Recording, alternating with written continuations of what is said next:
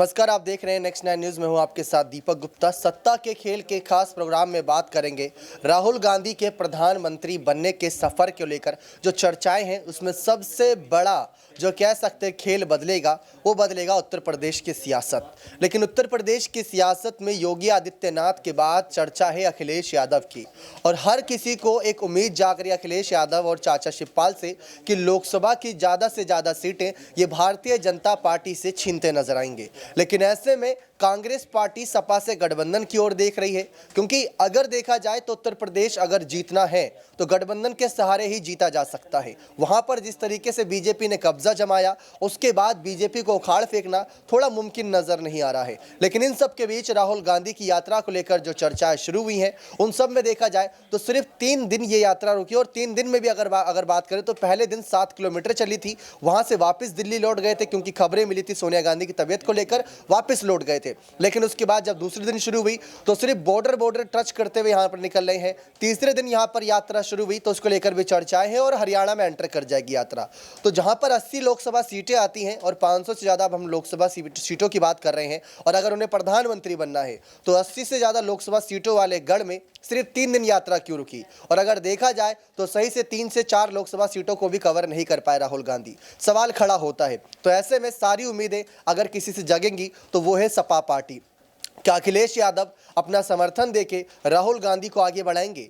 राहुल का निमंत्रण मिलने पर अखिलेश यादव ने साफ कह दिया था, उनका धन्यवाद तो जताया, लेकिन यात्रा में शामिल नहीं हो पाएंगे, ये बातें कर दी थी। जयंत चौधरी, राकेश टिकैत जैसे बड़े नेताओं का साथ मिला, मायावती ने भी उनका आभार व्यक्त किया, लेकिन कोई भी यात्रा में शामिल होने को तैयार नहीं। कांग्रेस के कुछ नेता भी दूरी बना रहे हैं। सब कह रहे हैं, कुछ इस समय मौसम का भी मार पड़ता नजर आ रहा है। ठंड को देखते हुए कई नेता घर से बाहर निकलना नहीं चाह रहे, और कई नेता बीजेपी के जो कड़े रुख अख्तियार करते हैं उनको देखते हुए घर से बाहर नहीं निकल रहे। लेकिन सवाल यह आता है कि अगर राहुल को प्रधानमंत्री बनने तक का सफर तय करना है तो उनको जरूरत पड़ेगी अखिलेश यादव की, चाहे कैसे भी, लेकिन अखिलेश यादव को अपने पाले में लाना होगा। और अखिलेश यादव को इतनी ज्यादा तैयारियां करवानी होंगी कि वो 80 लोकसभा सीटों में से बीजेपी से ज्यादा सीटें छीन सकें। अभी की जो यहाँ पर फैक्ट की जानकारी दें, उसमें करीब 66 यानी 66 सीटें लोकसभा की इस समय बीजेपी के पाले में है। जब 2019 के चुनाव खत्म हुए थे तो सिर्फ 64 जीत हासिल करी थी उन सीटों पर, लेकिन जो 2 थी, रामपुर की लोकसभा और आजमगढ़ की लोकसभा सीट,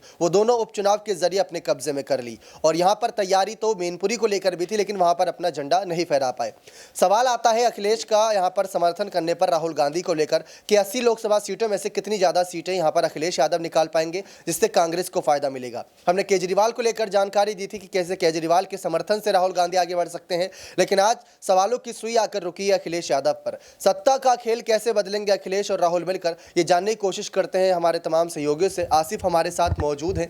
जैसा कि आप देख रहे हैं आसिफ, यहाँ पर उत्तर प्रदेश में इस समय भारत जोड़ो यात्रा मौजूद है, लेकिन हमने चर्चा ये परसों करी थी, आज भारत जोड़ो यात्रा हरियाणा में एंटर कर जाएगी। ज़्यादा दिन नहीं रखी, इसके पीछे की वजह क्या है? 80 लोकसभा सीटें यहाँ से आती हैं, लेकिन 80 यहाँ पर लोकसभा सीटों में अगर बात करें 17-18 दिन तो यहाँ पर रुकना ही चाहिए था, लगभग ज़्यादातर क्षेत्रों को कवर करना चाहिए था, अयोध्या जाना चाहिए था इन्हें, लेकिन वहाँ कहीं जाते नजर नहीं आए। इसके पीछे की वजह क्या है? शुक्रिया दीपक। देखिए, बहुत बड़ा सवाल है, और ये सवाल वाकई में राहुल गांधी से भी पूछना चाहिए, उन्हें देना भी चाहिए, क्योंकि देखिए हिंदुस्तान का बच्चा जानता है कि दिल्ली का रास्ता यूपी से खोलता है। 80 सीटें हैं, बिहार में आपने ज़्यादा दिन का वक्त नहीं दिया है, वहाँ 40 सीटें हैं, और डायरेक्ट आप जो छोटे छोटे राज्य हैं जहाँ आपकी सरकार है वहाँ घूमने से क्या फ़ायदा?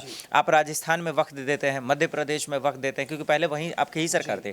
बिल्कुल सही सवाल है, इसमें मैं पूरी तरह से एग्री हूँ, क्योंकि राहुल गांधी मुझे लग रहा है कि जो भी भारत जोड़ो यात्रा को कंट्रोल कर रहा है, हालांकि लीड तो वही कर रहा है, कहीं ना कहीं इसमें चूक हुई है, क्योंकि जितना वक्त यूपी में देते, नेताओं के बयान ज़्यादा से ज़्यादा आते, विपक्ष का क्या रोल है, मायावती का क्या मन में चल रहा है, अखिलेश के मन में क्या है, क्योंकि चीज़ें कभी कभी अंदर होती हैं, वो लेट से निकलती हैं, वो रहते, क्योंकि देखिए ब्रिजेश पाठक हैं, केशव प्रसाद मौर्य हैं, जमकर भारत जोड़ो यात्रा, कम से कम इसी बहाने भारत जोड़ो यात्रा चर्चा में तो आती।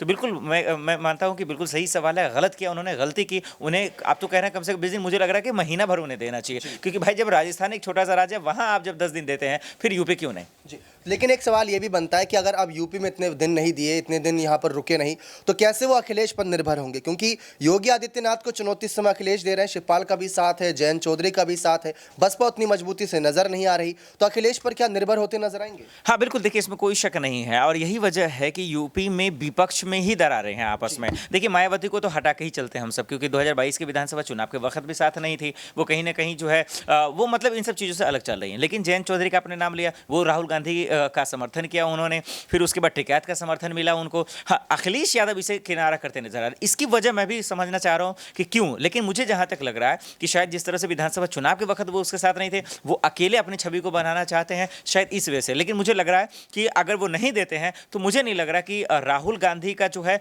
मोदी से टक्कर रहेगा, खास करके यूपी में अखिलेश ही उन्हें टक्कर देते नजर आएंगे। अखिलेश यादव ही यूपी की ज़्यादा से ज़्यादा लोकसभा सीटों पर बाजी मार सकते हैं और इसमें पूरी मदद यहाँ पर अखिलेश के साथ शिवपाल और कहीं ना कहीं मायावती का भी आखिरी समय पर समर्थन मांगा जाएगा, सुभाषपा का भी समर्थन मांगा जाएगा, जयंत चौधरी तो समर्थन कर ही रहे हैं। क्रांति से एक सवाल रहेगा इस पूरे मुद्दे पर कि क्या वो देख रही हैं राहुल गांधी की यात्रा? इस समय यात्रा में काफ़ी कुछ बदलाव भी हो रहे हैं, यात्रा में काफ़ी कुछ तमाम बातें भी निकल कर सामने आ रही है। प्रियंका गांधी ने जो भाषणबाजी करी वो जनता ने सुनी, सराही। तो आप कैसे देख रहे हैं कि राहुल पीएम बनने की ओर तो रास्ता साफ करते नजर आ रहे हैं, लेकिन उसी रेस में राहुल गांधी कुछ गलतियां भी कर रहे हैं? गुजरात चुनाव के वक्त गुजरात में मौजूद ना होना, और अगर बात करें उत्तर प्रदेश में सिर्फ 3 दिन रुकना, जबकि 80 लोकसभा सीटें यहाँ से आती हैं। उन्होंने कहा कि हमारा चुनावी एजेंडा नहीं है, लेकिन आप इसको किस तरीके से देखते हैं? देखिए यहाँ पर उन्होंने ये बात बिल्कुल शुरू में ही जो है साफ कर दिया था कि उनका ये चुनावी रथ यात्रा नहीं है, और जिसको लेकर के उन्होंने लगातार बातें भी कही और ये भी बोला था कि जिन जिन राज्यों में चुनाव होंगे मैं उन राज्यों से गुजर करके नहीं जाऊँगा।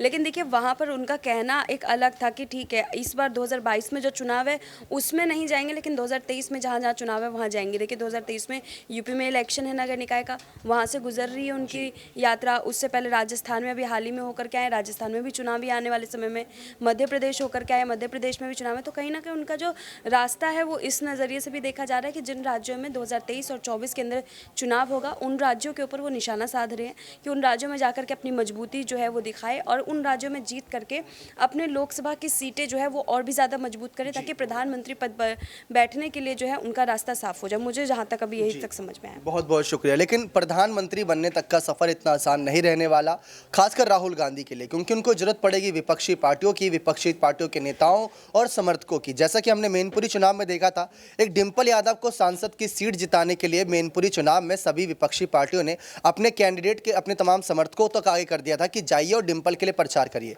कपिल से एक सवाल पूछते हैं इस पूरे मामले पर, उनकी क्या राय है कि अखिलेश यादव इतना इंपॉर्टेंट क्यों भूमिका निभाएंगे 2024 के लोकसभा चुनाव में? महागठबंधन की तैयारी को लेकर यहाँ पर चर्चाएं हैं। महागठबंधन में नीतीश ने साफ कर दिया कि राहुल का समर्थन करेंगे, उनको कोई दिक्कत नहीं है, बस वो बीजेपी को नहीं चाहते।